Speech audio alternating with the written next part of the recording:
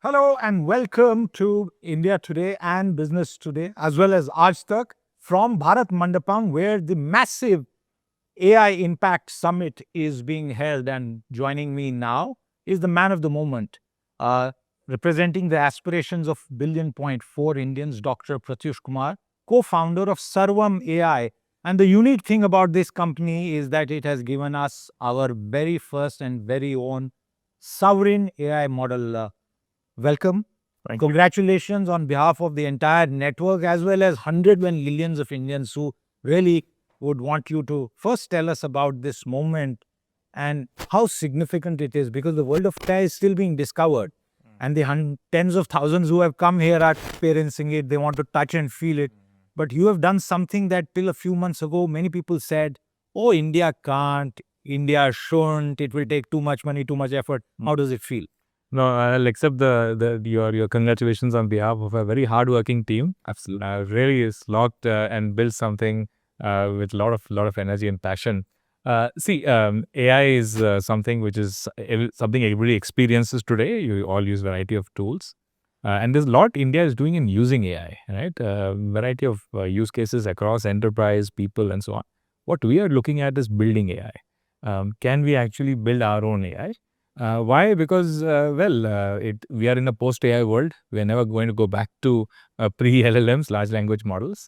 So such an important country and such an important technology, you cannot not have an overlap, right? India should be building its own thing. What we have tried to do is, in a period of the last 6-7 months, since we got support from the government, be able to take a large amount of GPUs or compute power and train our own large language models, which are meaningfully large so that they are useful and competitive with global benchmarks of how these models perform on various tasks. Without getting too technical, is it now a stage where instead of using the word LLM, we should use the word ILM, Indian language model?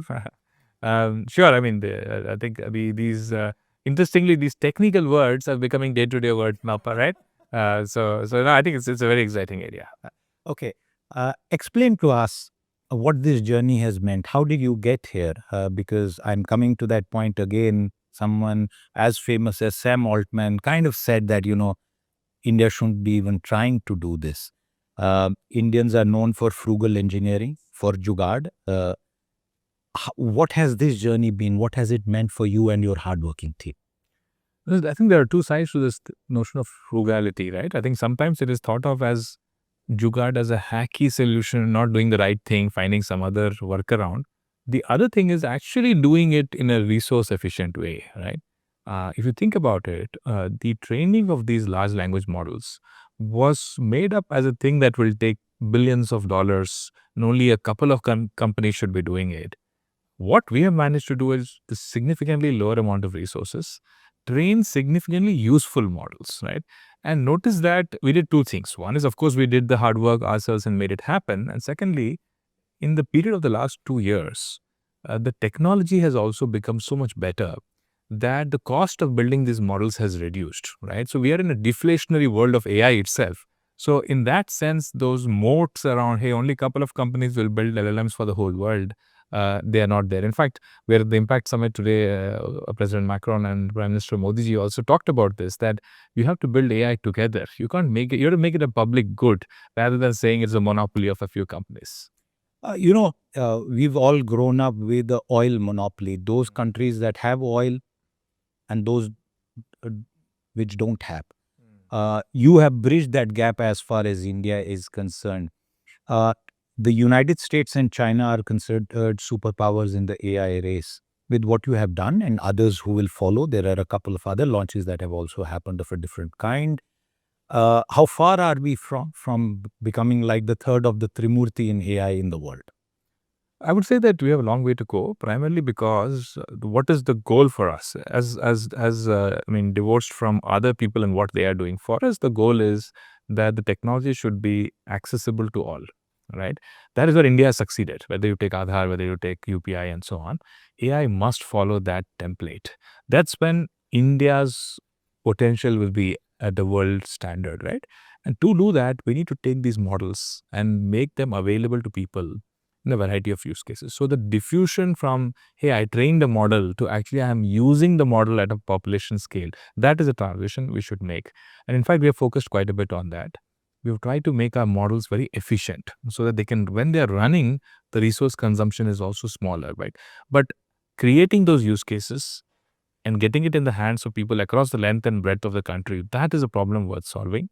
Of course, people like us will continue building the next model, keep competing globally, etc. But as a nation, our goal should be get it in the hands of as many people as possible. Okay. Now explain to those who have still not sort of experienced Sarvam AI, and I know you are kind of going to continue to roll out features. It's like virtually hours old. What does it mean for the average common Indian? What kind of capability advancement can it put in his or her hands? We're very soon going to be having an app, okay, which you can download on your favorite app store and actually play with it. It's going to be like any other chatbot. Very soon in the coming 1 or 2 days, you should be having it, and then you really experience it for yourself, right? And that that's when it becomes real for people as to what it is. It is our own model, trained from scratch with our own data sets. Now I'm using it. That is the moment when probably we will experience it. Training on our own data sets, why is it so important? Well, if you think about it, a large language model is a product of the data, right? So whatever it knows, the inclinations it has, the biases it has, is a function of what is in the data. So our ability to control what data we feed in becomes important, right? And hence, being able to say, I'm using only this data and not this other data, or being able to say that later I will remove this data because I'm controlling the data layer is very critical. So that's essentially the raw material that makes these models. Perhaps a question that the ignorant would ask you, but I still have to ask: if you are trained on Indian data, does it mean that global knowledge, global data is excluded from this model? Not at all. See, these are general purpose models. So, in fact, they get better if you are showing it more data. There are technical aspects to this. The model should have a wide breadth of knowledge, right? Like you and I would want to read. We would like to read everything, and then have our own views around it. So there is a phase in the training when you show it the world's knowledge, and there's a phase in the training where you align the model to the values you consider important, right? Both are important, and the alignment happens in the values and data sets that you care about while you've shown it the world's knowledge. Once the app drops, and I know it's probably going to be the fastest downloaded app in recent history, what will I be able to do with it? What will a student be able to do with it? What will a healthcare provider be able to do with it? Yeah, you'll be able to chat with it, and you'll be able to chat with it in English and Indian languages. You'll be able to ask a question in voice. You'll be able to get responses to it, what the model knows, but also what you can find on the web. So students can ask questions on their topics. You might have a farmer in a village asking about some schemes he can apply to get answers to it.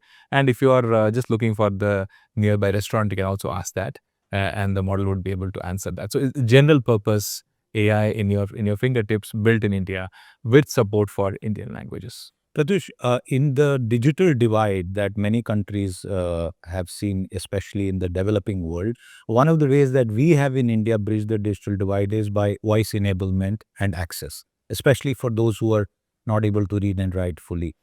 Was that behind your strategy to kind of be voice first, if I may describe it that way?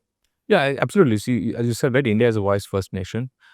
Typing Indian language is not something that comes naturally to us. I mean, you can if you want to.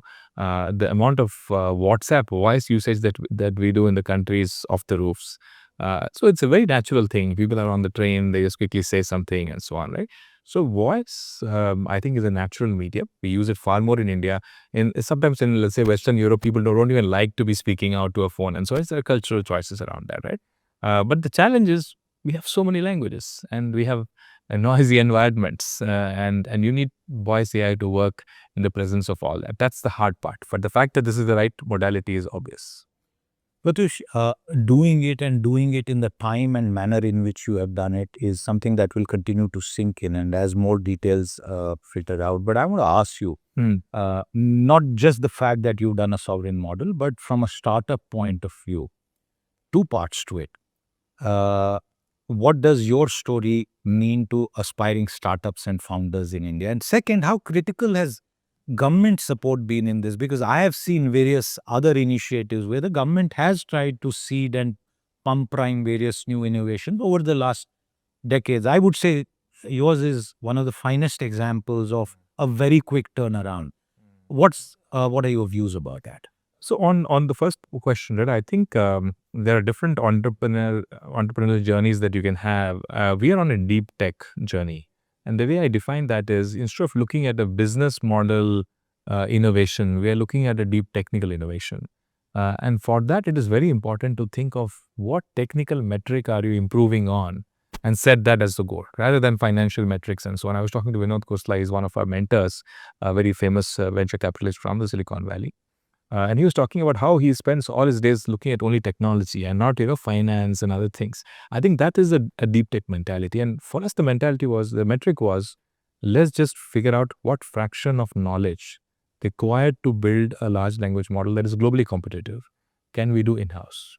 And that's his fraction. When we kept on doing various things in our journey to maximize that. And today, I think is a good inflection point. We reached a place where we have trained a model that is competitive. So when you say globally competitive, what are your own aims year down the line? What do you aspire to have in this model? No, these models continue to improve very rapidly. That's a great thing about this technology. It's the levers of improvement are very strong still. So we will continue to improve the models. But our primary goal for the next several months would be to ensure this reaches more people. How can we have infrastructure in the country to actually maximize the availability, access to this technology? In fact, on the access side, we're also looking at things like devices. We're building smart glasses. I was going to come to that. Yeah. Well, go ahead, please. You are not wearing one. I'm not wearing now, because I still have a power, so we are yet to fit power glasses into that. We'll definitely do it. But I think the point is, we are genuinely excited by what people will do when they touch this technology, right? Technology is very good. I mean, it's unprecedented what it can do, but we are living in a shadow where the technology is far better than the enablement for people, right? And with things like smart glasses, we are trying to ensure that even when people are on the move, we're able to get access to the intelligence anywhere and everywhere, and actually build stuff with it. In terms of your rollout prioritization, smart glasses and the foundation model together, was that by design or did it happen by default? Iterate and reiterate kind of scenario. No, we have some crazy cultures. We make some discrete bets here and there sometimes, right? Of course, all with a deep tech. But by the way, the glasses are designed and will be built in India, right? Even the design. So it's not like we picked something from somewhere. For that too. Yeah, we pick something and put it together, because that's when we create a long-term value add, right? And we are interested in the long-term value add at Sarvam. So yeah, so it was one of those crazy decisions, but we made that. Yes. I wish you many more such crazy decisions. Where will the greatest success be seen in AI in India in terms of the application? And if you can, give us a sense of both enterprise level as well as the mass consumer level. Good question. I think enterprises are yet to deeply adopt this technology. They have been trying, and some successes have been there. I think this year will start to become an inflection point where much more reliable ways of looking at deployments will occur. For example, in voice AI, where bots call you and do some interesting things. We are now able to do millions of minutes of voice calling per day on our platform. Right? I see that growing double-digit percentage per month. Because voice AI has become an infrastructure. Whether it's customer care, whether it's informing somebody, whether it is doing a survey, you would be able to maximize your access to customers or citizens. On the consumer side, there are, of course, chat apps that are all out there. I'm very excited about device form factors because it has an appeal where you want to buy it, you want to experience it, you want to touch it. And then there are developers who can build interesting things with it. For example, if I were wearing the glasses now, I would have showed you that our conversation would be recorded. And I can say, summarize in 3 bullet points in Tamil and play it out, right? And I can go write that. I can write it, do it this way, do it that way, and I get that output. So you would be able to build custom experiences with these classes. Pratyush, will a day come where your mobile phone has only one app? A AI app, a Sarvam app, which does everything? I would call it an AI smartphone, right? AI Rather than a smartphone that works. Another crazy decision for a day. Okay, one final point, and this is to do with, the the numbers. Clearly, with this launch, with the smart glasses and whatever else is in the pipeline, what happens to both your fundraising and your market value? So, I mean, these are natural things that will happen, right? So, I think this is an area which is capital intensive. India is a large market. So, yeah, these are all, we are figuring things out. I think we've been very mindful about what bets we make and how we spend capital. But yeah, this is all in the timeline. Pratyush, thank you very much. And on behalf of the entire network and tens of millions of Indians, we wish you all the very best for more success in the future. Thank you very much. Thank you. Thank you for having me.